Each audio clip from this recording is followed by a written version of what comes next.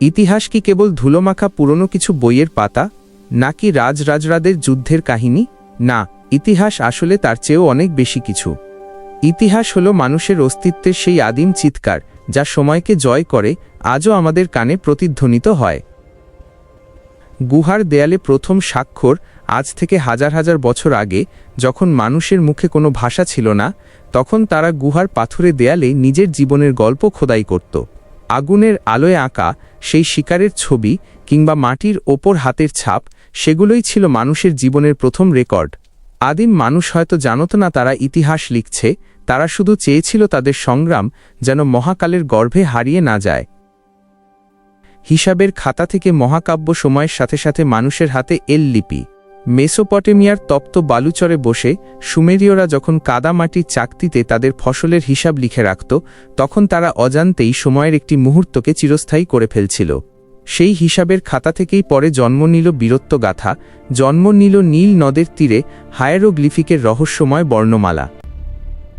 যখন গল্প হলো বিজ্ঞান, কিন্তু ইতিহাসকে গল্পের মায়া কাটিয়ে সত্যের আয়না বানালেন গ্রিক পণ্ডিত হেরোডোটাস। তিনি প্রথম প্রশ্ন তুললেন, কেন ঘটেছিল এবং কিভাবে ঘটেছিল।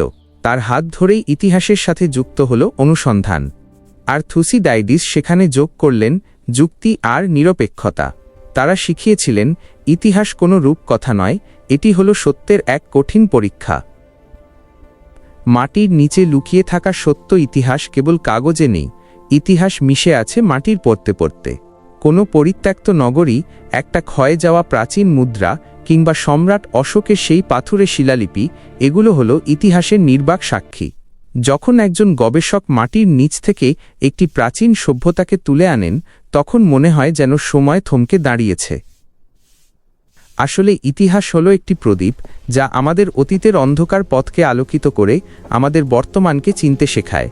আমরা কোথা থেকে এসেছি, আমাদের শিকড় কোথায়, সেটি মনে করিয়ে দেওয়াই হলো ইতিহাসের একমাত্র লক্ষ্য। কারণ যে জাতি তার ইতিহাস জানে না, তার কোনো ভবিষ্যৎ নেই। অতীতের অন্ধকারে হারিয়ে যাওয়া সত্যগুলোকে খুঁজে আনবে ধ্রুব আলো 2.0-তে।